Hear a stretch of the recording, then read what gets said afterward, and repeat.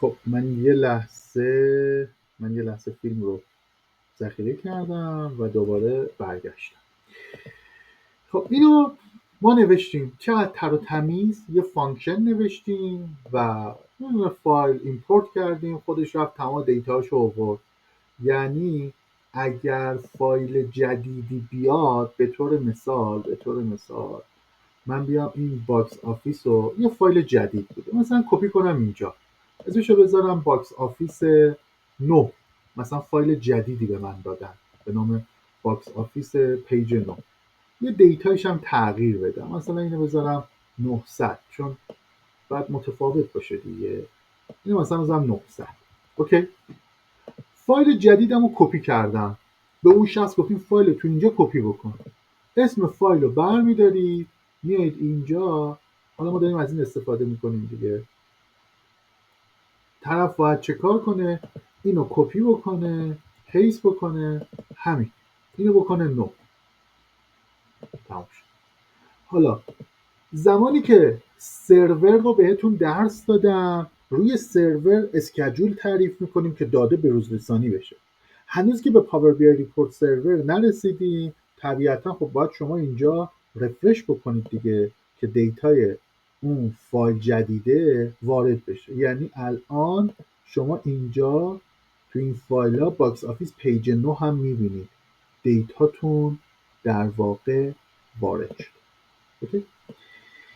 دیتا هم که این ستونه خراب داشت که گفتیم هنوز علمش رو نداریم که شناسایی بکنیم چه ستونی خراب هستش. میتوانیم ببینیم اینجا چند درصد دیتامون خراب هست که زیر 1% دیتامون خراب هست، اما با این معلومات عمومی که داریم میایم اون دیتا رو ریموو میکنیم. گویا که گفتم به هیچ وجه شما ریموو نمیکنید چون دیتاتون رو دارید از دست میدید، اما هنوز ما به اون قسمت نرسیم. خب من اینجا ریموو ارور میکنم، طبیعتا خیلی خوب و شیک و مجلسی.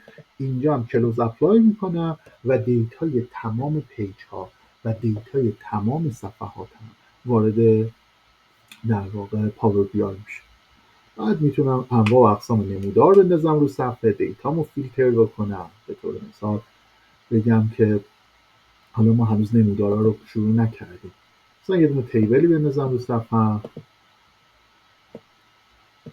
و بعدش بیام اینجا تایتل فیلم ها، سالی که فیلم ها چیز شده، حالا رنگش رو ببینم، فروش داخلیش رو ببینم، فروش خارجیش رو ببینم و بعدش بیام یه دونه در واقع اسلایسر بندازم رو صفحه، بیام بگم که این تمام فیلم ها، فایل نیم رو بندازم، بگم آقا من میخواهم فیلم هایی که مثلا رنگ 1 تا 100 دارن رو ببینم اینجا، چون هر کدوم از اینا یه رنگ بودن دیگه، مثلا شما رنگش هم بگیری بندازی اینجا رنگاشو میبینی، مثلا رنگ 1.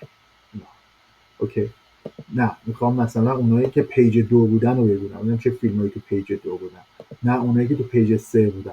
دست اون بازی که هر کاری رو در واقع انجام بدیم. اوکی، خب من اینو ذخیرش بکنم توی آدینو بوک، میخواد ذخیره کنه، نه یا توی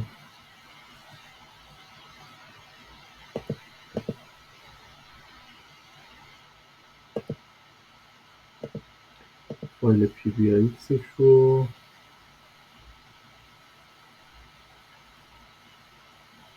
مثلا بذارید دوستان همینجا به نام فایل پروژکتر.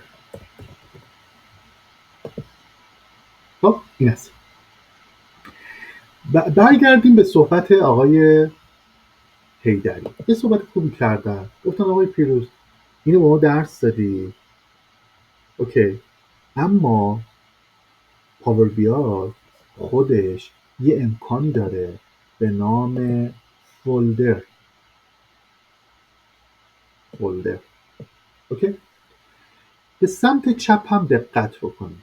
سمت چپ نوشته یک get data box office، اون فانکشنی بوده که من نوشتم اینم دیتا ست تجمیعی بوده. حالا میخوام برم دیتا از فولدر بخونم. اوکی، دیتا فولدر رو میزنم، میرسم به اینجا. باید آدرس ذکر بکنم.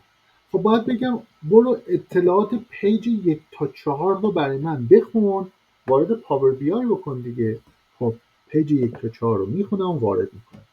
اینجا که نمیتونم بهش بگم که برو حالا اون یکی پیج رو بخون. حالا فرض بکنید که تمام فایلاتون داخل یک فولدر هست. میگید آقای پیروزی چه کاری رفتی فولدر رو طبقه بندی کردی؟ خب من میگم که اطلاعات سال 1402 ریختم فروردین تا اسفندش داخل یه فولدر، 1404 شد ریختم داخل یه فولدر. میگید آقای پیروزی چه کاری، همه رو بریز داخل یه فولدر. اینجا بیا این فرام فایل رو بزن. منم میگم اوکی، دکمه اوکی رو میزن. میگه که آقا من اینا رو رفتم خوندم، باینریه.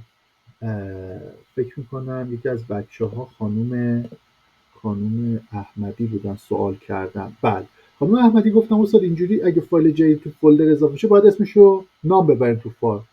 میتونید اینجا اسم فولدر رو مثلا بخونی، این اسم فایلاتونه به طور مثال. اینجوری هم داینامیکش کنید. حالا الان اون مبحث هم بذارید که فقط داشتم بهتون یه هینت میدادم. اینجا یه گزینه‌ای دارم به نام Combine and Transform Data. کل کار من که با یک فانکشن انجام شده که خیلی هم راحت بود، همین کار رو ماکروسافت انجام میده براتون، خیلی خوب و شیک و مجلسی. اما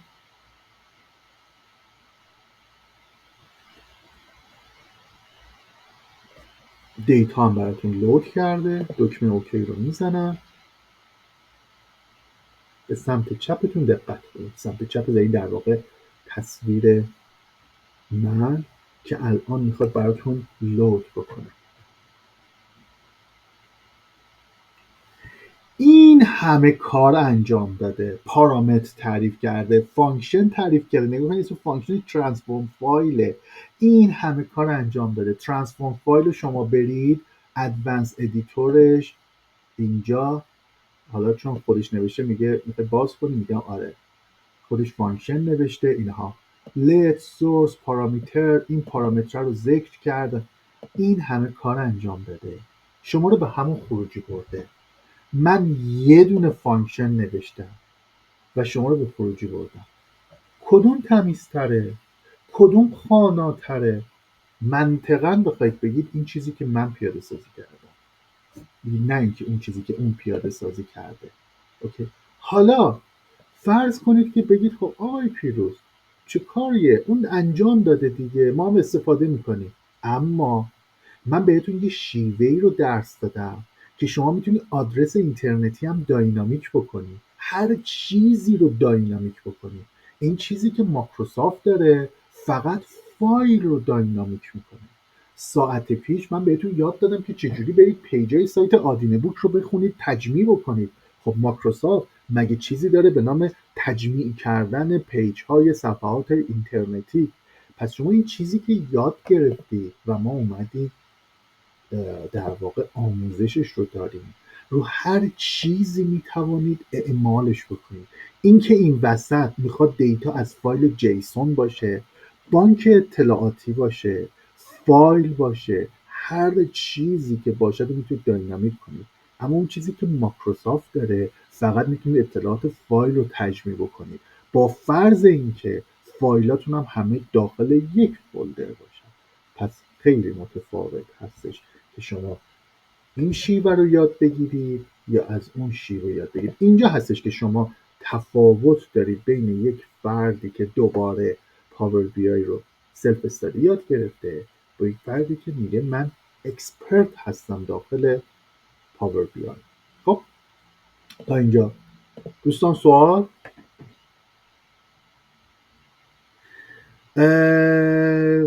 استاد تو این روش در زمان پابلیش باید دسترسی به فولدر هم داده بشه؟ اگه از نظر امنیتی چالشی ایجاد نمیکنه؟ ببین فرقی نمیکنه، چه شما از خود ماکروسافت فولدرش رو بخونید، چه بخواهید از این روش فانکشنی که من بهتون درس دادم بخونید.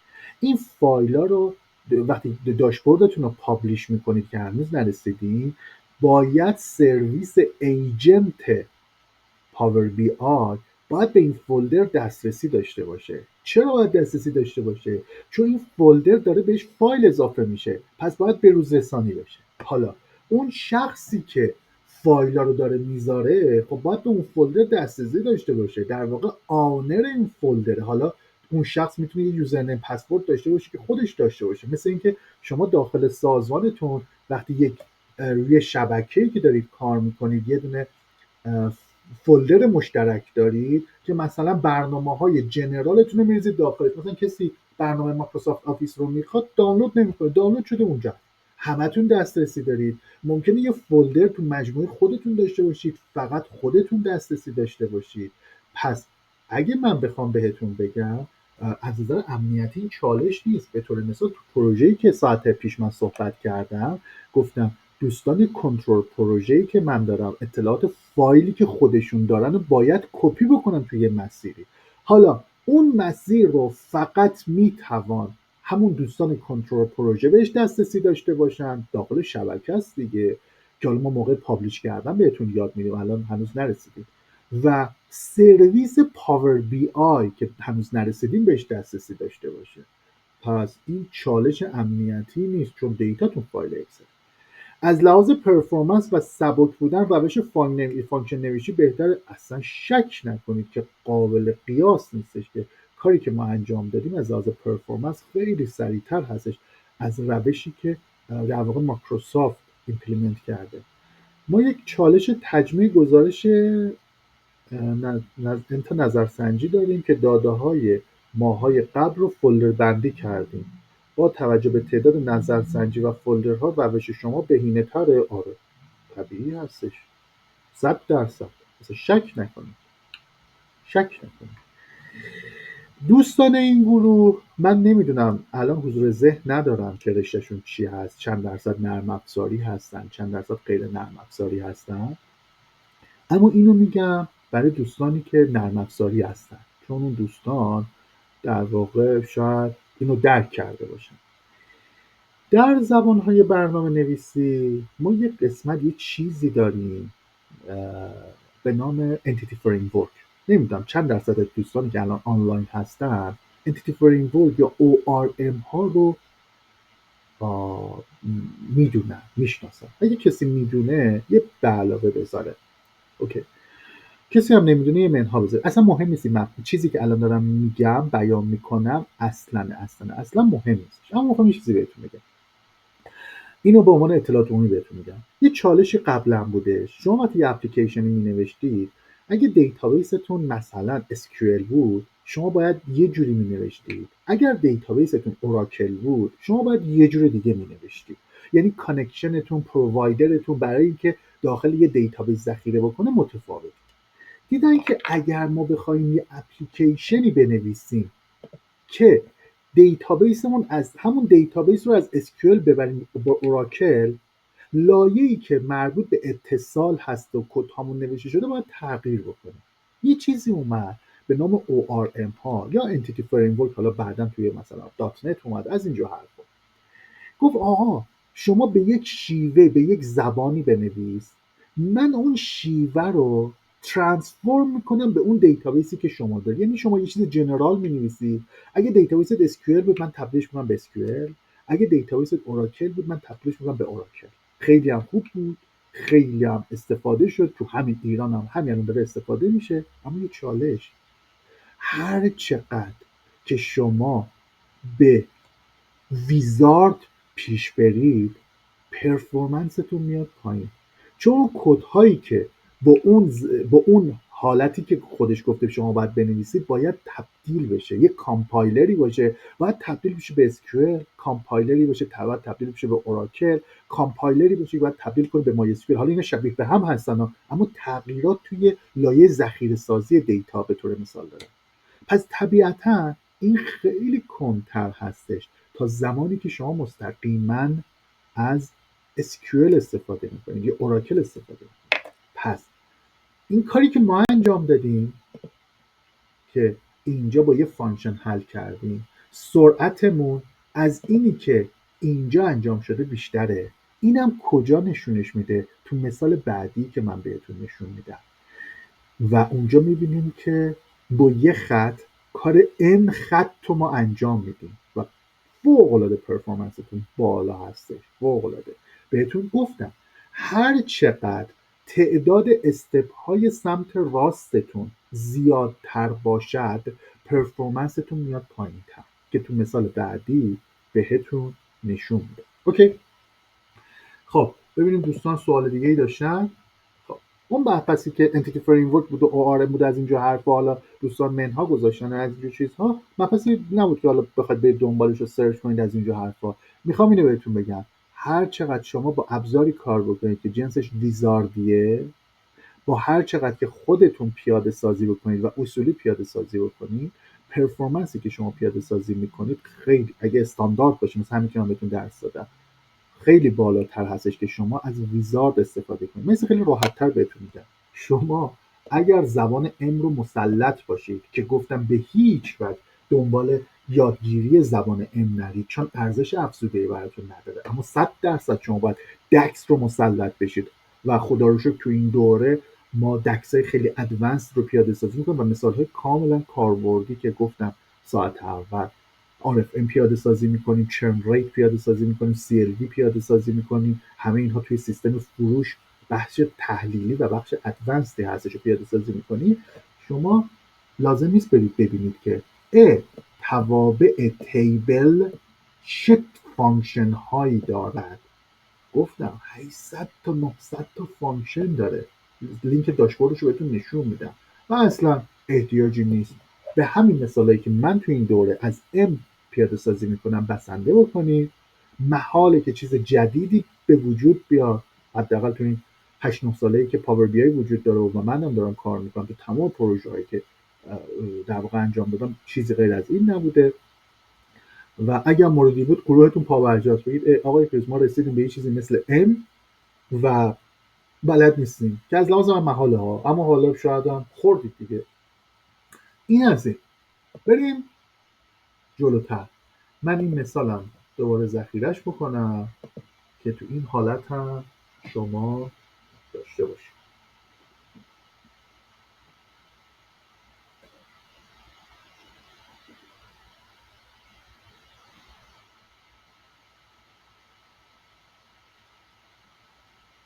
خب این یه ارور داشت، مهم نیستش دیگه، حالا ما اینو ذخیره میکنیم.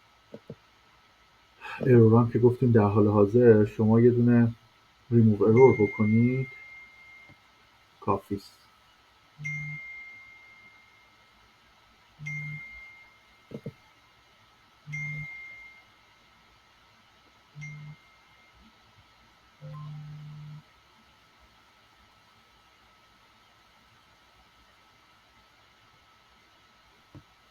این ذخیره شد. یس.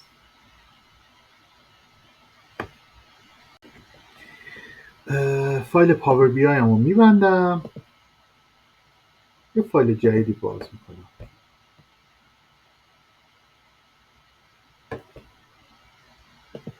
فیلمم که دارم فایل پاور بی آی جدید باز میکنم. تو این حینم اگه سوال دارید میتونید بپرسید.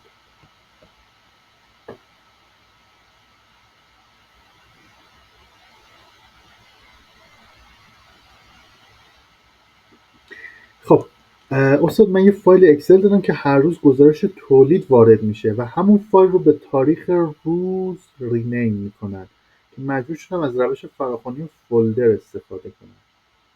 یه فایل اکسل دارم که هر روز گزارش تولید وارد میشه، یعنی مثلا هر روز یه رکورد داره داخل اون فایله. منظورتون اینه؟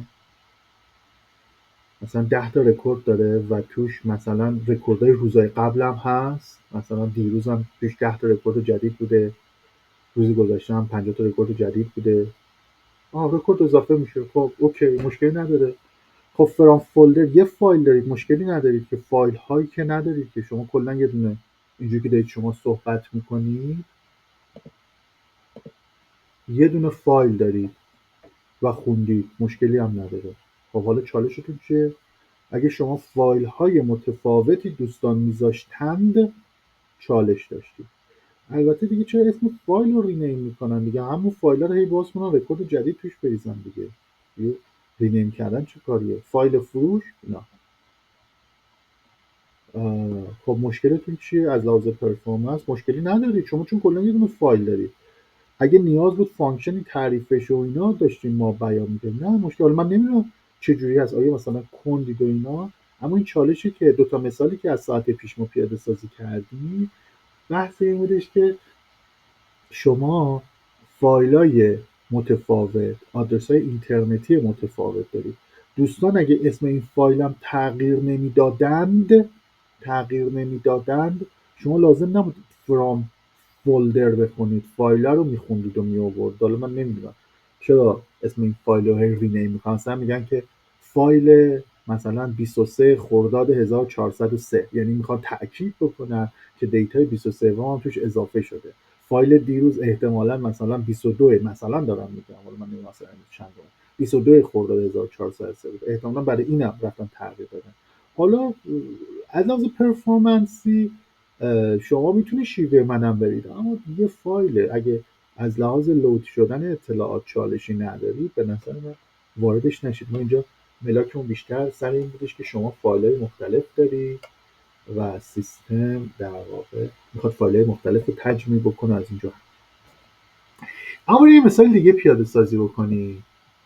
مثال ورد کلود رو یادتونه که جلسه اول یا دوم پیاده سازی کردیم. من همونو میخوام وارد پاور بی آی بکنم. نمیدونم حالا جنس اطلاعاتش تکست بود چی بود، که گفتم هیچ مشکلی هم نداره که فایلتون فایل تکست فارسی باشه یا تکست انگلیسی باشه، اصلا اهمیتی نداره. من این فایل رو که اسمش ورد کلود بود و وارد پاور بی آی میکنم.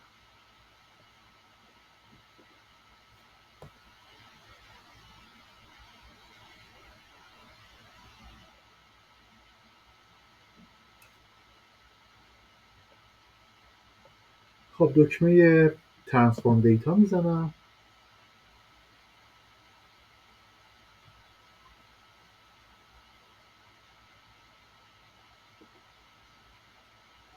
وارد پاور بی آی شد. میام مثلا رکوردای نال رو حذف میکنم، بلنک ها رو حذفش میکنم. بلنک ها در واقع کوچیک شد و تجمیع شد. اگه یادتون باشه تو این کاراکترهایی که داشتیم کاراکترهای زائد هم داشتیم که ما اومدیم چندین ریپلیس نوشتیم. نگاه کنیم مثلا اومدیم رو این گفتیم ریپلیس values. حالا من نمیدونم متن از کجا برداشتم که یه کلمه روحانی اونجا پیدا شده این وسط. مثلا میگم آقا دو نقطه رو ریپلیس بکن. اوکی، یه دونه ریپلیس سمت راستتون رو نگاه بکن. میام اینجا دوباره ریپلیس values، علامت سوال هم ریپلیس کنم به دردمونه. ریپلیس values، بیا نقطه هم بر من ریپلیس بکن. اگه شما میدونید چند تا وجود داره، این وسط من اینجا کاما هم دیدم. ریپلیس values، بیا کاما رو هم برای ما بردار، چون ما می‌خوایم نمونه ورد کلود استفاده بکنیم دیگه. تو ورد کلوده که دنبال در واقع کاما نیستیم که. ریپلیس values، بیا دابل کوتیشن هم بردار. خب این یه کاری هستش که شما باید انجام بدید. به تعداد استپاتون هم دقت بکنید. طبیعتا تعداد استپاتون هی زیاد و زیاد و زیادتر میشه. اوکی، حالا نگاه بکنید من کل این استپ ها رو برمیدارم. وقتی همه استپ ها رو حذف بکنم تو دیتا اگه دقت بکنید اصلا نقطه هست، علامت سواله هست تو رکورد 10، چه میدونم تو رکورد 6 کاماه هست. اوکی، حالا من به جایی که enter replace values بزنم و ندونم که اصلا تو دیتای من تک کوتیشنی وجود داره، دابل کوتیشنی وجود داره، شارپی وجود داره، اصلا چی وجود داره، میتونم بیام یه کاستم کالم ایجاد بکنم در زبان ام. ما n تا کتابخونه داریم. مثلا کتابخونه تکست داریم که این بالا شما میبینید، مثلا اینجا نگاه بکنید، وقتی که شما میاید یه دونه اسپلیتی میکنید، اکسترکتی میکنید، اینا پشت زبان امه. کتابخونه وجود داره، مثلا کتابخونه تکست. کتابخونه تکست یک عالمه متد داره، مثلا متد آپر داره، بزرگ کنه. متد تریم داره، همین کاری که شما میکنید، میاد اینجا مثلا میگید در واقع ترانسفورمش بود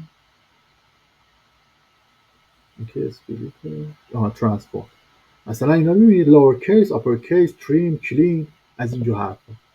کتابخونه تیبل داریم که داشتیم زبان ام رو که نشون میدادم دیدیم، مثلا تیبل ریموو کالم، تیبل چه میدونم دابلیکیت کالم. کتابخونه نامبر داریم، آقا این عدده رو مثلا گردش بکن، این عدده رو قدر مطلقش رو بگیر. پس یک عالمه فانکشن داریم. تو همین دوره‌ای هم که داریم،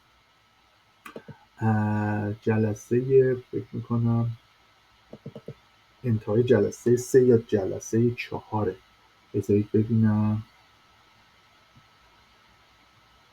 بیام پایین، نه جلسه 3 نیست، جلسه 4.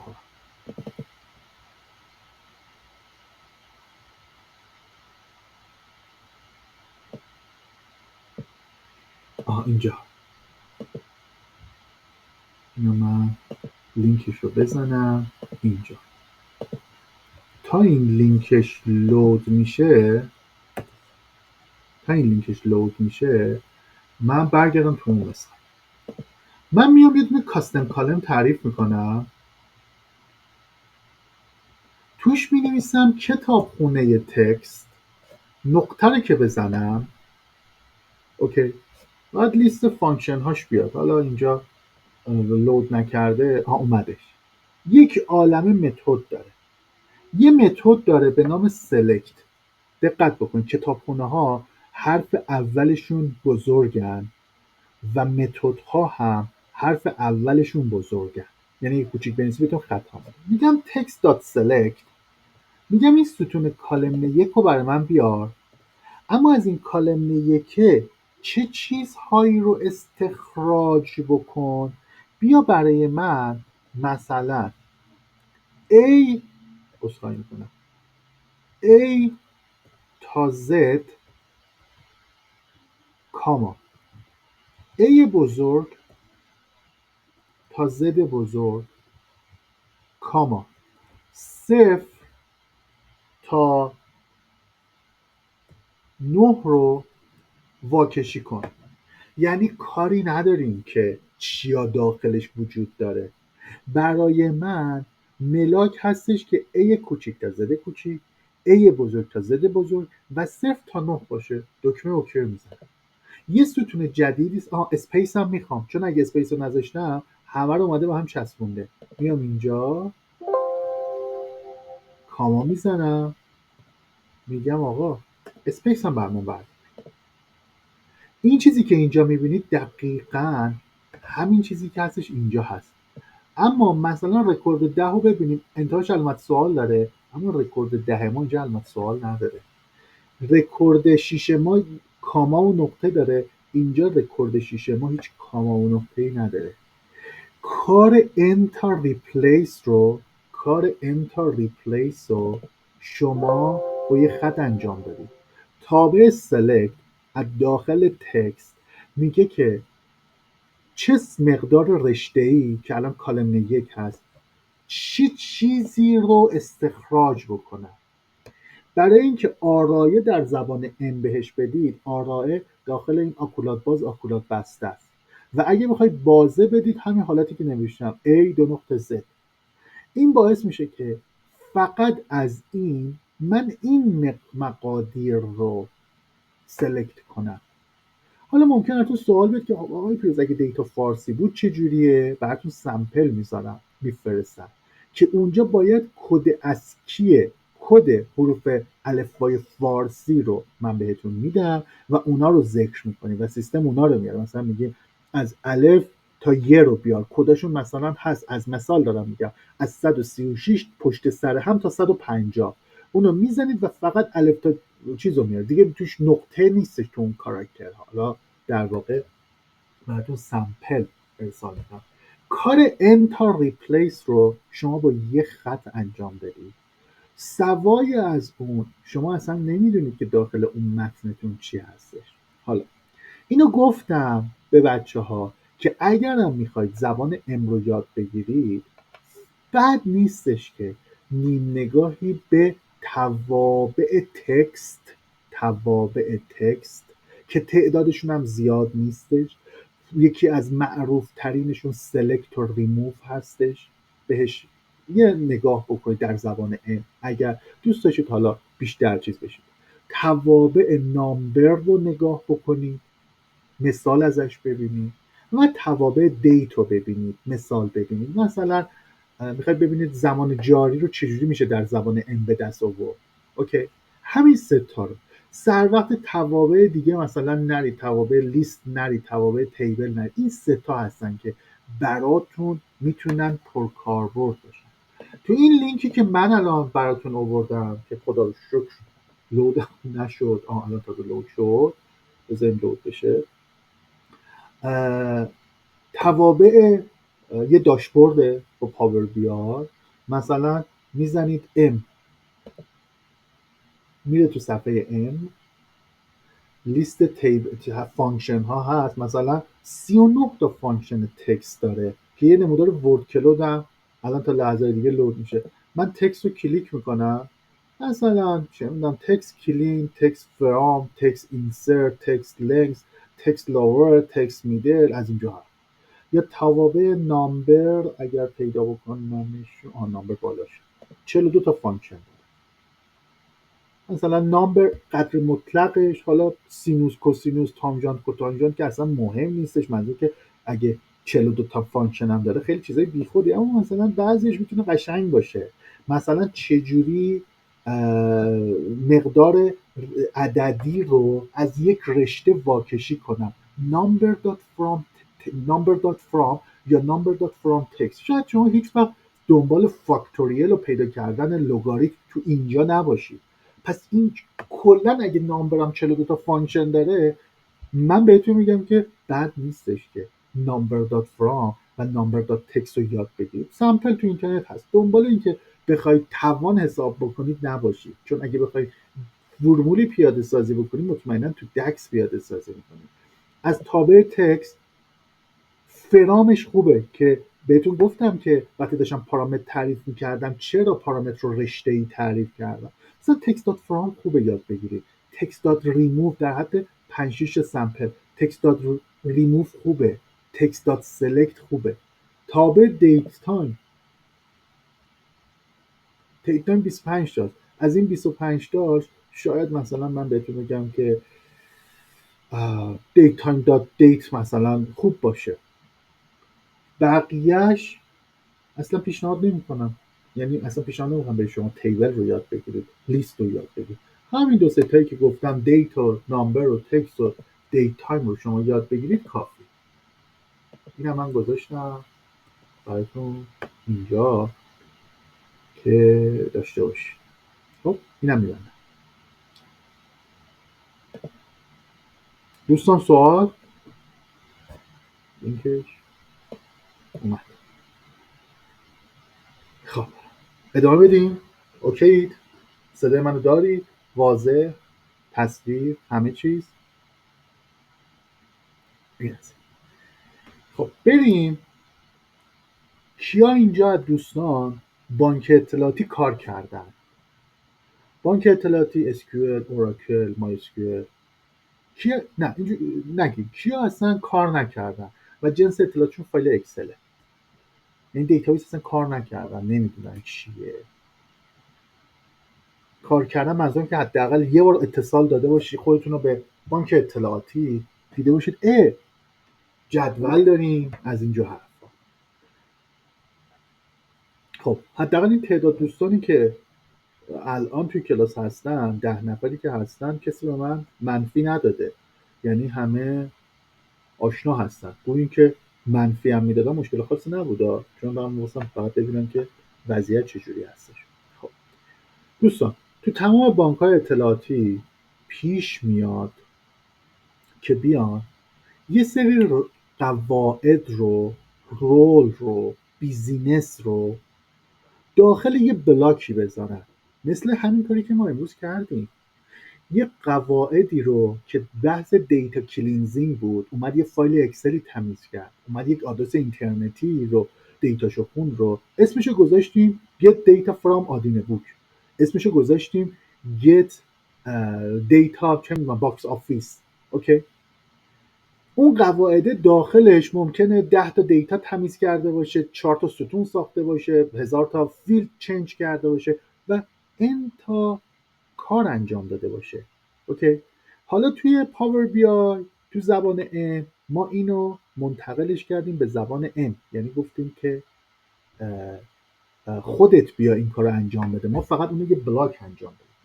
دوستانی که کار بانک اطلاعاتی انجام میدن، دیتابیس کار هستن، اپلیکیشن نویس هستن، ممکنه برای قواعدشون رو ببرن تحت یک پروسیجر، تحت یک فانکشن. مثلا بخوام بگن اول برو ببین دیتای وجود داره، اگه وجود داره تو این جدول اینسرت کن، اگه اینسرت کردی بیا این محاسبه رو انجام بده، این محاسبه رو کردی بیا این کار رو انجام بده. چندین روال رو طی بکنن تا به یه خروجی برسن. خروجی میتونه اینسرت باشه، آپدیت باشه، دیلیت باشه یا سلکت باشه. ما توی این مثال بی آل دنبال اینسرت و آپدیت و دیلیت نیستیم، چون هیچ ابزار بی آی قرار نیستش که دیتایی رو داخل بانک اطلاعاتی تغییر بده. اصلا دسترسی ما ریدون لیست و دسترسی ما به صورت سلکته، فقط میتونیم دیتا واکشی یا فچ بکنیم. خب پس الان دیتا محدودتر شد، ممکنه یه پروسیجری باشه که یه دیتایی رو سلکت میکنه، تو اون یه سری محاسبه میکنه و ما میخوایم اینو داخل پاور بی آی بیاریم. فقط دقت بکنیم، بهینه این هستش که به هیچ وجه پروسیجری داخل هیچ ابزار سلف سرویس بی آی نیاریم و دیتا رو خام و کلیر از جداول واکشی بکنیم و اگه بیزینس یا هر روالی هست رو شما داخل خود اون ابزار سلف سرویس بی آی انجام بدید. مثال بعدی که از بحث پارامتریک من میخوام براتون پیاده سازی بکنم، بحث واکشی این پروسیجر ها هستش. من بانک اطلاعاتی اسکیول رو باز میکنم و یه مورد رو بهتون نشون میدم. خب اسکیول رو باز کردم،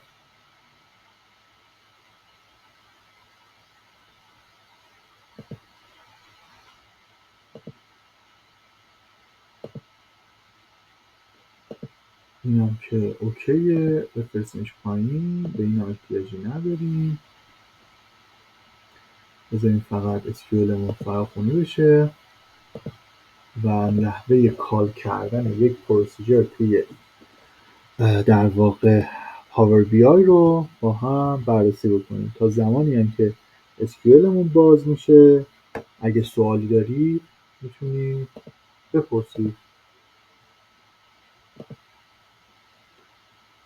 تا اسکیولمون هم باز میشه من یه بار فیلم کلاس رو استاپ بکنم و دوباره ضبط